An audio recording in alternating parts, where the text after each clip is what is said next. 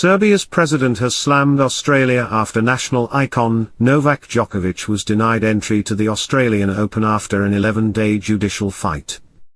The unvaccinated tennis star is expected to return home in a few hours, prompting Aleksandar Vucic, the leader of his country, to accuse Scott Morrison of playing politics ahead of an election. When Australian government attorneys claimed that less than half of Serbians were vaccinated, Mr. Vucic accused them of lying during pointless court proceedings. "You saw how much the prosecution lied in the needless court case," he said. "They are just lying. They claim that only about half of Serbians are vaccinated, despite the fact that the official figure is 58%. Keep in mind that this is higher than many European Union countries.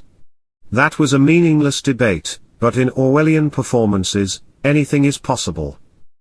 Mr. Vucic stated that when Australian athletes arrive in Serbia for an athletics tournament in March, they will be treated better, and that we will not mistreat them due to elections. The president stated that he had offered Djokovic his entire support and that he could not wait for him to return to Serbia, where he was always welcomed. To torture the best tennis player for 11 days, then hand him the decision made on the first day.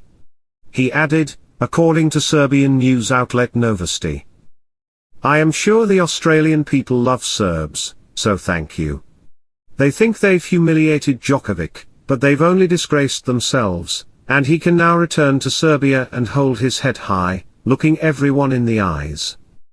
It comes after Djokovic announced on Monday that he will not compete in the Australian Open, and that he will be deported. He was recently photographed at Melbourne Airport.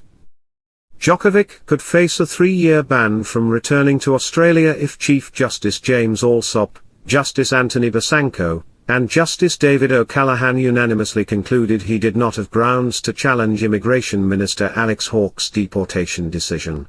The minister's spokesman, Stephen Lloyd, said on Sunday that vaccination rates in Djokovic's native Serbia were much lower than in Australia, implying that the tennis star was a talisman of anti-vax sentiment. Mr. Lloyd stated that this reflected the minister's concern that Djokovic may be regarded as influencing his supporters based on his own perceived vaccine attitude, and that this might encourage anti-vaccination sentiment in Australia. Mr. Hawke's argument for cancelling the visa, which was mostly a result of his decision not to get vaccinated against COVID, was disputed by Djokovic's high-powered legal team, led by Nick Wood SC. Statements were rebuffed. Djokovic has a well-known vaccination stance. Mr. Wood contended that comments made by the tennis star about vaccines in April 2020, which were cited to defend the minister's decision, aren't always relevant. They claim Djokovic argued he was not an expert and would do what was best for his body after expressing he didn't want to be forced to take a COVID vaccination well before one had been produced.